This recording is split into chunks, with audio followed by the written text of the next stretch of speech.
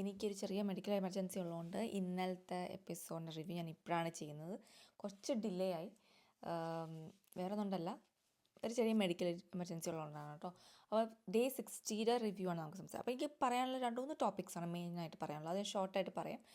കാരണം അല്ലാതെ ഫുൾ എപ്പിസോഡിൽ എല്ലാ കാര്യങ്ങളും എന്ന് പറയണമെന്ന് തോന്നിയില്ല. ചില കാര്യങ്ങൾ മാത്രം നമുക്ക് ഡിസ്കസ് ചെയ്യാം. അതിൽ മെയിൻ വിഷയം, ഏറ്റവും ഡേ 60 മെയിൻ വിഷയം എനിക്ക് പറയാനുള്ളത് നമ്മുടെ ജിസലിൻ്റെ ഗെയിം സ്ട്രാറ്റജി ചേഞ്ചാണ്. ജിസൽ ഇന്നലത്തെ അമ്മയുടെ വരവിന് ശേഷം ജിസലിന് ഏകദേശം ഒരു ക്ലൂ കിട്ടി, മനസ്സിലായി നെഗറ്റീവ് ആണെന്നുള്ളത്. അതനുസരിച്ച് ഗെയിം സ്ട്രാറ്റജി ഇന്നലത്തെ നമ്മൾ കണ്ടു മാറുന്നത്. പക്ഷേ പുള്ളിക്കാരി എന്താണ് ചെയ്യാൻ ഉദ്ദേശിക്കുന്നതെന്ന് എനിക്ക് മനസ്സിലാവുന്നില്ല. ഇന്ന് ഷാനവാസിനോട് ഇരുന്ന് പറയുന്നുണ്ടായിരുന്നല്ലോ, എന്താണ് അക്ബറാണ് എല്ലാം കുത്തിത്തിരിപ്പുണ്ടാക്കുന്നത്. ആ ഒരു സ്ട്രാറ്റജി എവിടെ നിന്നാണ് ജിസൽ കൊണ്ടുവരുന്നത് എനിക്ക് മനസ്സിലാവുന്നില്ല. ഇത് നമ്മൾ ഓഡിയൻസിലേക്ക് എത്തുമ്പം അത് വേറെ രീതിയിൽ ജിസലിനല്ല നെഗറ്റീവ് ആവുന്നത്. ജിസൽ അത് ആലോചിക്കാതെ എന്തുകൊണ്ടാണ് ചെയ്യുന്നത്? അപ്പോൾ ഷാനവാസ് അത് കേൾക്കാൻ കാത്തിരിക്കുവാണല്ലോ. ഹീ വോൺസ് എന്താണ് അക്ബറിന് എഗെയിൻസ്റ്റ് എങ്ങനെ ഒരു കാര്യം എടുത്തിടും. ഇത് ഷാനവാസ് എപ്പോഴെങ്കിലും എടുത്തിടും. എപ്പോഴെങ്കിലും ജിസൽ ഈ പറഞ്ഞ കാര്യങ്ങളുണ്ടല്ലോ, അക്ബറാണ് പ്രശ്നം ഉണ്ടാക്കാൻ ആഗ്രഹിക്കുന്നത് എന്ന് ജിസലെടുത്ത് പറഞ്ഞ കാര്യം ഇപ്പോൾ ലാലേട്ടൻ വരുമ്പോൾ നീ പറയുമെന്ന് അറിയത്തില്ല. പക്ഷേ ഷാനവാസ് ഇങ്ങനെ ഓർത്ത് വെച്ചിട്ട് അത് പിന്നെ കൊണ്ടുവരുന്ന ഒരാളാണ്. എപ്പോഴെങ്കിലും ജിസലിന് പാരയാകുന്ന തരത്തിൽ അത് കൊണ്ടുവരും. ജിസലിന് അത് പാരയാവും. അക്ബർ ഒന്നും അറിഞ്ഞിട്ടുണ്ടാവില്ല. അവിടെ ജിസലിൻ്റെ ഗെയിമാണ് അവിടെ എക്സ്പോസ് ആയി പോവുക. അപ്പോൾ ഇങ്ങനത്തെ കുറേ കാര്യങ്ങൾ അവിടെ ആര്യം വന്ന് പറയുന്നുണ്ട്, നിനക്ക് വേറെ പണിയില്ലേ ഇങ്ങനത്തെ കാര്യങ്ങൾക്ക്. ജിസൽ ഇത് ഡിസ്കസ് ചെയ്യേണ്ട കാര്യമില്ല. പക്ഷേ എല്ലാ ആണുങ്ങളുടെ അടുത്തും, പ്രത്യേകിച്ച് ആണുങ്ങളുടെ അടുത്ത്, പെണ്ണുങ്ങളുടെ അടുത്ത് പോകുന്നില്ല, നിവിൻ ഒഴികെ ബാക്കി എല്ലാവരുടെ അടുത്തും ഈ സെയിം വിഷയം എടുത്ത് ഇങ്ങനെ പരത്തുന്നുണ്ട്. അത് ജിസലിന് തന്നെ വിനയാവും. ജിസലിൻ്റെ ഗെയിമാണ് അവിടെ കുളമായിക്കൊണ്ടിരിക്കുന്നത്. അതെന്താണെന്ന് മനസ്സിലാക്കാത്തത്? അക്ബർ അതൊന്നും ചെയ്യുന്നില്ല. വെറുതെ ഇരിക്കുന്ന അക്ബറിനെ പിടിച്ച് നിങ്ങൾ ടാർഗറ്റ് ചെയ്ത് കളിച്ചിട്ട് ഒരു കാര്യമില്ല. അപ്പം ഇവിടെ ജിസൽ ഗെയിം കളിക്കുന്നില്ല. ജിസലിൻ്റെ ഗെയിം 0 ആണ്. ഇന്നത്തെ നോമിനേഷൻ്റെ കാര്യം വേറെ വരുമ്പോൾ നിങ്ങൾക്ക് വേറെ മനസ്സിലാവും, അത് ഞാൻ പറയാം. അപ്പോൾ ജിസലിൻ്റെ ഗെയിം അവിടെ 0 ആണ്. അവിടെ ആ ഷാനവാസ് അത് മാക്സിമം യൂസ് ചെയ്യാൻ നോക്കിയിട്ട് പറയുവാണ്, എന്താണ് എനിക്ക് നേരത്തെ അറിയാമായിരുന്നു ഇവനാണത്. ഷാനവാസ് എന്നത്തെ ഗെയിമാണ് എടുത്ത് പറയുന്നത്? എപ്പോഴും ഷാനവാസിന് പ്രശ്നം അതാണ്. പണ്ടേതോ നടന്ന സംഭവം എടുത്തിട്ടാണ് ഇപ്പോൾ പറയുന്നത്. അതിനെന്താവശ്യം? ഇപ്പോഴത്തെ കാര്യം പറഞ്ഞാലേ ഓഡിയൻസിന് കുറച്ചുകൂടി കണക്റ്റ് ആവത്തുള്ളൂ. അത് എല്ലാ കാര്യത്തിലും അങ്ങനെയാണ് പുള്ളിക്കാരൻ. പണ്ട് നടന്നൊരു ആപ്പിൾ കേസ്, പണ്ട് നടന്നൊരു പേരക്ക കേസ്, പണ്ട് നടന്നൊരു കോഫി കേസ്, അതാണ് പ്രശ്നം. അവിടെ പോയിന്റ് പറയും, പക്ഷെ കുറേ അങ്ങ് പറയുമ്പം അതങ്ങ് നമുക്ക് കണക്റ്റ് ആവില്ല. ഇങ്ങനെ വലിച്ചു വാരി പറയുന്ന നേരം കൊണ്ട് ഒരു 2-3 പോയിന്റ് പറഞ്ഞാൽ അത് നമുക്ക് ഓഡിയൻസിലേക്ക് കണക്റ്റ് ആയാൽ ഷാനവാസിനോട് സ്കോർ ചെയ്യാൻ പറ്റും. അപ്പോൾ ഇവിടെ ഷാനവാസ് കിട്ടുന്ന അവസരം പാഴാക്കുന്നില്ല. പുള്ളിക്കാരൻ്റെ അതേ ഗെയിം സ്ട്രാറ്റജി എടുക്കുന്നുണ്ട്. അക്ബറിൻ്റെ എഗെയിൻസ്റ്റ് ഒന്നുകൂടി ഒന്ന് സ്ട്രോങ് ആയിട്ട് നിൽക്കുക. ഇത് ഷാനവാസ് എപ്പോഴും എടുത്തിടുമ്പോൾ ഷാനവാസ് തിരിച്ചടിയാവും. കാരണം അത് പറഞ്ഞിട്ടില്ല.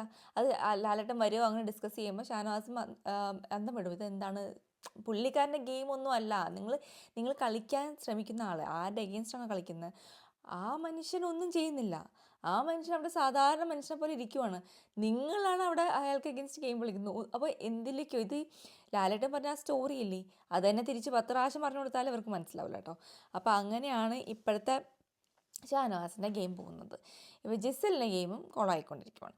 ഇനി എനിക്ക് പറയാനുള്ള അടുത്ത് അലുവ കേസാണല്ലോ. പിന്നെ ഷാനവാസ് കയറി പിടിച്ചൊരു സംഭവം, അത് അനുമോൾ അവിടെ ചെയ്തപ്പം അനുമോൾ വിചാരിച്ചില്ല അത് അത്ര ഷാനവാസ്. പക്ഷേ ഷാനവാസ് ഒബ്വിയസ്ലി എന്തെങ്കിലും കിട്ടാൻ കാത്തിരിക്കുക. അനുമോൾ ചെയ്ത സ്ഥിതിക്ക് എന്തായാലും പിടിച്ചു. കാരണം അനുമോൾ അത്ര സീനുണ്ടാക്കി മട്ടൻ കേസിൽ, അതൊക്കെ കരഞ്ഞ് പോയി അവിടെ നിന്ന് പറയുക, അതൊക്കെ ചെയ്തുകൊണ്ട് അനുമോളിൻ്റെ ആ കേസ് വന്നപ്പോൾ തന്നെ ഷാനവാസ് കയറി പിടിച്ചു.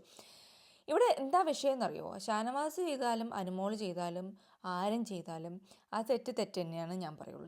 3 പേരും എല്ലാവരും ചെയ്യുന്ന തെറ്റാണ്. അവിടെ പലരും കോഫി കട്ടെടുക്കുന്നുണ്ട്, അതൊക്കെ തെറ്റ് തന്നെയാണ്. ഈ ഫുഡിൻ്റെ പുറകെ ഇത്ര കട്ട് ഇത് തിന്നാന്നൊക്കെ പറഞ്ഞാൽ വലിയ സംഭവമാണ്. ഇത് ഈ സീസൺ 7 മാത്രം കണ്ടുവരുന്ന ഒരു പ്രക്രിയയാണ് കേട്ടോ. അവരുടെ കണ്ടന്റ് എന്ന് പറഞ്ഞാൽ ഈ ഫുഡ് എന്ത് പറഞ്ഞാലും ഫുഡ് അറിയില്ല. എനിക്ക് അത് വളരെ അരോചകമായി തോന്നുന്നു. അപ്പോൾ ഈ കക്കൽ കേസൊക്കെ ആര് ചെയ്താലും ഞാൻ ഇതന്നെ പറയുള്ളൂ, അത് ശരിയല്ല, അതിൻ്റെ ആവശ്യമില്ല, ഞങ്ങൾക്കിത് കാണണ്ട. ഫസ്റ്റ് ഓഫ് ഓൾ അങ്ങനത്തെ കണ്ടൻ്റല്ല ഞങ്ങൾക്ക് കാണേണ്ടത്. പക്ഷേ ഇപ്പം പറഞ്ഞെന്താണെന്നാൽ ഷാനവാസിന് ഞാൻ എഗെയിൻസ്റ്റ് പറഞ്ഞ കാര്യം കഴിഞ്ഞ ദിവസത്തെ എപ്പിസോഡ് റിവ്യൂവിൽ ഞാൻ പറഞ്ഞ കാര്യം എന്ന് വെച്ചാൽ, ഷാനവാസ് അത് ആക്സെപ്റ്റ് ചെയ്യുന്നില്ല. ഷാനവാസ് ചെയ്ത് തെറ്റാണ്, അവിടെ ന്യായീകരിക്കുകയാണ് ചെയ്യുന്നത്.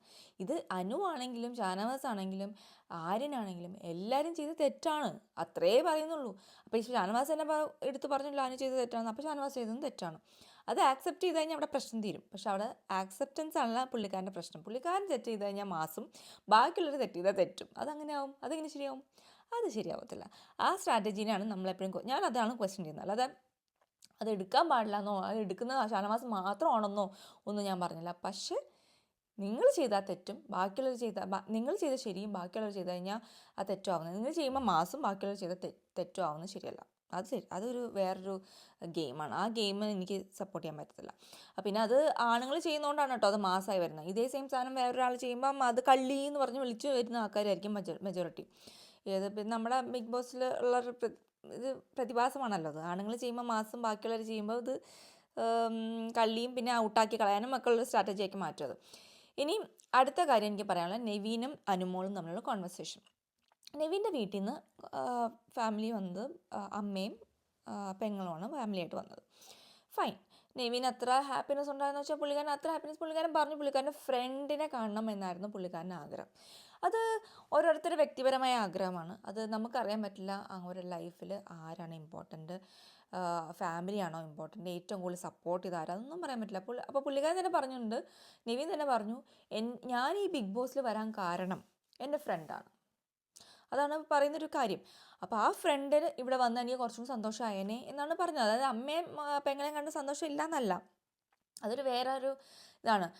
അത് പറഞ്ഞതിൽ അനുമോൾ അവിടെ നിവിനെ കറക്റ്റ് ചെയ്യാൻ പോകേണ്ട ഒരു ആവശ്യമില്ല. അത് ഓരോ വ്യക്തിയുടെ ഓരോ പ്രയോറിറ്റിയാണ്. ഇപ്പോൾ ഇതേ പറഞ്ഞ ആദില നൂറ പാരൻസ് വന്നോ? ആദില നൂറ പാരൻസിന് അവരുടെ പാരൻസ് വന്നില്ലല്ലോ. അതിനെക്കുറിച്ച് അനുമോൾ എന്താ ചോദിക്കാൻ പറ്റാത്തത്? കാരണം അതറിയാം അനുമോൾക്ക്, അല്ലേ, അവരുടെ പ്രയോറിറ്റി അതല്ലാന്ന്. അതുപോലെ തന്നെ പലരുടെയും പ്രയോറിറ്റി വേറെ ആയിരിക്കും. ആ ഫ്രണ്ട് ഭയങ്കര ഇമ്പോർട്ടൻ്റ് ആയിട്ട് പുള്ളിക്കാരനാണ് ഇവിടെ ഇൻസ്പയർ ചെയ്തിട്ട് ബിഗ് ബോസിൽ കൊണ്ടുവന്നത്. അപ്പോൾ പുള്ളിക്കാരൻ വരുമ്പോൾ എനിക്ക് വേറൊരു ഫീൽ ആയിരിക്കും എന്നാണ് നെവിൻ ഉദ്ദേശിച്ചത്. മാത്രമല്ല ഇവിടെ സിസ്റ്റർ ആണെങ്കിൽ പോലും ഒരു അച്ഛൻ്റെ സ്ഥാനത്ത് നിന്നിട്ടാണ് പുള്ളിക്കാരൻ ആ ഫാമിലി നോക്കുന്നതെന്നാണ് എനിക്ക് മനസ്സിലായത്. അപ്പോൾ ആ ഒരു ഡിഫറൻസാണ് പുള്ളിക്കാരോട് പറഞ്ഞത്. അവിടെ ന്യായീകരിക്കാനോ ഒരാൾ അഡ്വൈസ് ചെയ്യാനോ നമ്മൾ ആരുമല്ല. ഒരാളുടെ പേഴ്സണൽ ലൈഫിൽ അവർക്ക് ആരെ പ്രയോറിറ്റൈസ് ചെയ്യണമെന്ന് അവരാണ് തീരുമാനിക്കേണ്ടത്. അപ്പം അനുമോൾക്ക് അനുമോളുടെ പാരൻസ് ആയിരിക്കും, എൻ്റെ പാരൻസ് ആയിരിക്കാം. പക്ഷെ വേറൊരാൾക്ക് അതാവണമെന്നില്ല. അവരുടെ ലൈഫിലുണ്ടായിട്ടുള്ള സിനാരിയോസും അവർ അണ്ടർഗോ ചെയ്തിട്ടുള്ള പ്രഷറും എല്ലാം വ്യത്യാസം ഉണ്ടാവും. നിങ്ങളെപ്പോലെ ആവണമെന്നില്ല, അല്ലേ? എത്രയോ പാരൻസ് ഉപദ്രവിക്കുന്ന പിള്ളേരെ ഉപദ്രവിക്കുന്നു, എത്രയോ പിള്ളേർ പാരൻസിനെ ഉപദ്രവിക്കുന്നു, ഇതൊക്കെ ഉണ്ട്. അപ്പം അത് മനസ്സിലാക്കി അനുമോൾ ചെയ്യുക. പിന്നെ അതാണ് ഈ അനുമോൾ പിടിച്ച എല്ലാത്തിനും കൊമ്പ് നാല് എന്ന് പറഞ്ഞാൽ അത് എന്തോ ആ ഒരു സ്ട്രാറ്റജി എനിക്കിഷ്ടമല്ല. അപ്പോൾ ഞാനത് അനുമോളിനെ സപ്പോർട്ട് ചെയ്യില്ല. അത് വലിയൊരു സംഭവമായിട്ട് പറഞ്ഞു നടക്കേണ്ട ഒരു സംഭവമല്ല. അനുമോളുടെ കാര്യം നോക്കുക, നെവിൻ്റെ കാര്യം നോക്കട്ടെ. ഇനി ലക്ഷ്മിയുടെ ഫാമിലി വന്നിട്ടുണ്ടായിരുന്നു. അമ്മ പറഞ്ഞൊരു പരാമർശത്തെക്കുറിച്ച് കുറേ പേരിങ്ങനെ പറഞ്ഞു, സിറ്റ് ഔട്ടിലിരിക്കും എന്ന് പുള്ളിക്കാരി അത് തമാശ രീതിയിലാണ് പറഞ്ഞു വന്നത്. പക്ഷേ ഈ ബിഗ് ബോസിലൊരു പ്രശ്നമുണ്ട്. എന്താ അറിയോ, നിങ്ങൾ പറയുന്ന വാക്കുകളൊക്കെ ആർക്കും എഡിറ്റ് ചെയ്ത്, അമ്മ പറയുന്ന പല കാര്യങ്ങളും ലൈവിൽ കണ്ടപ്പോൾ എനിക്ക് എഡിറ്റ് ചെയ്തിട്ടാണ് എനിക്ക് മനസ്സിലായത്. കറക്റ്റായിട്ടൊന്നും മനസ്സിലാവുന്നില്ല. ഭയങ്കര ഈ തവണ എഡിറ്റേഴ്സ് എന്തൊരു തോൽവിയാണ് എൻ്റെ പൊന്നെ, എന്തൊരു എഡിറ്റിംഗ് ആണ്. പിന്നെ ഞാൻ പറയാനുള്ള ബിഗ് ബോസ് പോലത്തെ പ്ലാറ്റ്ഫോമിൽ വരുമ്പോൾ വേണ്ടാത്ത കാര്യങ്ങൾ മിണ്ടാതിരിക്കുന്നത് നല്ലത്. കാരണം അത് എടുത്തിട്ട് അത് പുറത്താവും. എപ്പോഴും ഷോർട്ട് സെൻറ്റൻസിൽ പറഞ്ഞു കഴിഞ്ഞാൽ അത്ര പണി കിട്ടാതെ എങ്ങനെയും പോരാൻ പറ്റും. അപ്പോൾ ഇപ്പോൾ ലക്ഷ്മിയുടെ അമ്മയ്ക്ക് ചെറുതായിട്ട് ലക്ഷ്മിക്ക് വരുന്ന ഈ നെഗറ്റീവ് ഇതുകൊണ്ടാണ് ഈ സിറ്റ് ഔട്ടിലിരിക്കും. പക്ഷെ എനിക്ക് തോന്നി അത് കഴിഞ്ഞിട്ട് ആദില നൂറോടൊക്കെ സംസാരിച്ചപ്പോൾ പറഞ്ഞു, ഞാൻ തമാശയ്ക്ക് ആ തമാശ രൂപേണ പറഞ്ഞാണെന്നാണ് പറഞ്ഞത്. അപ്പോൾ അത് ഇത്ര ഇഷ്യൂ ആയിട്ട് എടുക്കണ്ട. അത് കഴിഞ്ഞിട്ട് അവർ വീട്ടിലൊക്കെ വിളിച്ചിട്ടും സംസാരിച്ചിട്ടൊക്കെ ഉണ്ട്. അപ്പോൾ അതുള്ളൂ, അത് അവിടെ സോൾവ് ചെയ്തിട്ടുണ്ട്. അത് അക്ബർ എടുത്ത് പറഞ്ഞ എന്തുകൊണ്ടാണെന്ന് എനിക്കറിയില്ല. പക്ഷെ അതാ ഞാൻ പറഞ്ഞത്, വേണ്ടാത്ത കാര്യങ്ങൾ പറഞ്ഞ് വെറുതെ നെഗറ്റീവ് ആവുന്ന എന്തിന്. അതെപ്പോഴും ചിന്തിക്കാം. ബിഗ് ബോസിലൊരു പ്രശ്നം അതാണ്. പിന്നെ എഡിറ്റേഴ്സിന് തോന്നിയ പോലെയൊക്കെ നിങ്ങളാക്കാം. അത് സ്ക്രിപ്റ്റഡ് അല്ലാന്ന് പറഞ്ഞിട്ട് കാര്യമില്ല, എഡിറ്റഡ് ഷോ ആണ്, വെൽ എഡിറ്റഡ് ഷോ. ആ എഡിറ്ററിൻ്റെ കയ്യിലിരിക്കും, ഡയറക്ടറിൻ്റെ കയ്യിലിരിക്കും നിങ്ങൾ നെഗറ്റീവ് ആവോ പോസിറ്റീവ് ആവുന്നുള്ളത്. അതെപ്പോഴും ഓർത്തിട്ടാണ് ചെയ്യാൻ. അപ്പോൾ ഫാമിലീസ് ബാക്കി അനിലിൻ്റെ ഫാമിലിയൊക്കെ വന്നിട്ടുണ്ടായിരുന്നു. അനിലിൻ്റെ ഫാമിലി ആണെങ്കിലും അമ്മ ഭയങ്കര ടോക്കറ്റീവാണ് കേട്ടോ, ഭയങ്കര ഒരുപാട് സംസാരിക്കും.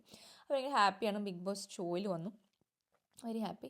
പക്ഷെ അതിലും എനിക്ക് ചെറുതായിട്ടൊന്നും തോന്നുന്നത് ലക്ഷ്മിയുടെ കാര്യമൊക്കെ എടുത്ത് പറയുമ്പം അത് ഞാൻ പുറത്ത് നിന്നിട്ട് ഇതാക്കാം. എനിക്കറിയില്ല, അത് വലിയ ട്രോമയൊക്കെ അവർക്ക് ഉണ്ടാക്കിയിട്ടുണ്ടാവും, ശരിയായിരിക്കാം. അപ്പം ഞാൻ പറയുന്ന ഒറ്റ ഒരു കാര്യമുള്ളൂ, ഒരു ക്ഷമ ചോദിക്കാതെ ഞാൻ ഭയങ്കര ഒരു പാടുള്ള പണിയാണ്. ഒരാളോട് എന്നോട് ക്ഷമിക്കൂ എന്ന് പറയുന്നെങ്കിൽ അയാൾ അത്രയും ഭൂമിയോടും താഴ്ന്നിട്ടാണ് ആ ക്ഷമ ചോദിക്കുന്നത്.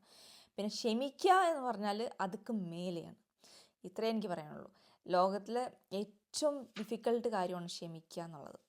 ക്ഷമ ചോദിക്കില്ലെന്നേക്കാളും ക്ഷമ ചോദിക്കുക ഡിഫിക്കൽട്ടാണ്, അതിലും മുകളിലാണ് ക്ഷമിക്കുക എന്നുള്ള കാര്യം കിട്ടും. ആ നെഗറ്റിവിറ്റി നമ്മുടെ മനസ്സിൽ നിന്ന് എടുത്ത് കളയാൻ പറ്റുന്നൊരു കാര്യമാണ് ക്ഷമിക്കുക എന്നുള്ളത്. അപ്പോൾ എനിക്ക് അത്രേ പറയാൻ തോന്നിയുള്ളൂ. അത് തന്നെ. പിന്നെ എന്തായാലും ആദില നൂറയൊക്കെ ഭയങ്കര ഹാപ്പിയാണ്. കാരണം കുറേ ഫാമിലീനെ കാണാൻ പറ്റി, അവർക്ക് കിട്ടാത്ത കുറേ സന്തോഷങ്ങൾ അവർക്ക് ഇപ്പോൾ കിട്ടി. അതുകൊണ്ട് തന്നെ പോസിറ്റീവായിട്ട് അവരിങ്ങനെ നിൽക്കുന്നുണ്ട്. അത് വലിയൊരു കാര്യം തന്നെയാണ് അല്ലേ. അവർക്ക് കിട്ടാത്തൊരു എക്സ്പീരിയൻസ് ആണ്. അതുകൊണ്ട് അവർ റെസ്പെക്റ്റ് ചെയ്യുന്നുണ്ട്. പല രീതിയിലുള്ള ആൾക്കാരുണ്ടാകും, പക്ഷെ എല്ലാവരും അവരെ ആക്സെപ്റ്റ് ചെയ്തിട്ട് തന്നെയാണ് സംസാരിച്ചത്. ആരും അവർക്ക് എഗെയിൻസ്റ്റ് ആയിട്ട് അങ്ങനെ മോശമായിട്ടോ ഒന്നും എനിക്ക് തോന്നിയില്ല. പിന്നെ ഇനി പറയാനുള്ളത് നമ്മുടെ ജിസേലിന് അക്ബറിൻ്റെയും അപ്പാനിയുടെ കേസൊക്കെ എടുത്ത് പിന്നെ ഒനിലിനോടൊക്കെ പറയുന്നുണ്ട്. എനിക്കറിഞ്ഞൂടാ, ജിസേല് ഗെയിം കുളമാക്കുവാണ്. ജിസേൽ തന്നെയാണ് അവിടെ എക്സ്പോസ് ആയിക്കൊണ്ടിരിക്കുന്നത്. എനിക്കറിഞ്ഞൂടാ, ഇതിൽ ലാംഗ്വേജ് പ്രോബ്ലം ഉള്ളതുകൊണ്ടാണോ, പകുതി മനസ്സിലാകത്തോണ്ടാണോ, അല്ലെങ്കിൽ മനസ്സിലാവുന്നില്ല എന്ന് നടിക്കുന്നതാണോ? ഇനിയിപ്പോൾ ലാലേട്ടൻ ഇട്ടത് വീഡിയോ കാണിച്ചു കൊടുത്താലും ജിസേലിന് മനസ്സിലാവുമോ എനിക്കറിയില്ല.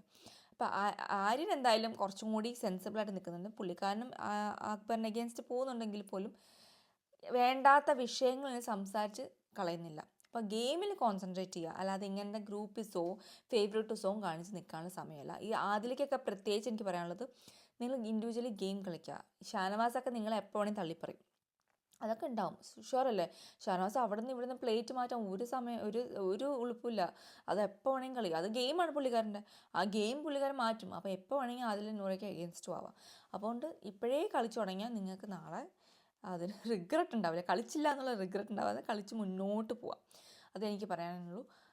അപ്പോൾ ഇതൊക്കെയാണ് മെയിനായിട്ട് ഉണ്ടായിരുന്നത് കേട്ടോ.